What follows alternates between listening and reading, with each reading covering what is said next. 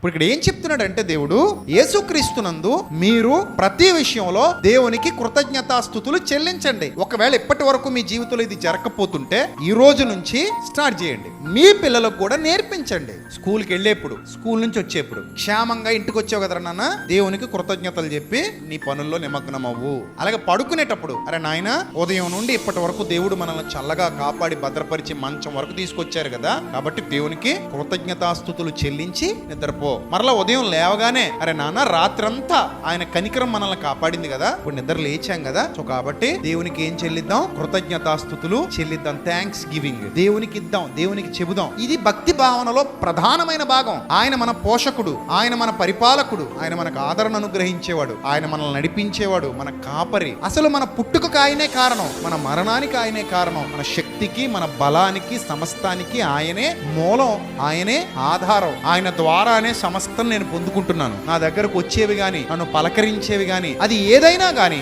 ఆయన వలననే నాకు లభించింది. ఆయన లేకపోతే నాకు ఏది రాదు, ఆయన ద్వారా కాకపోతే నాకు ఏది దొరకదు.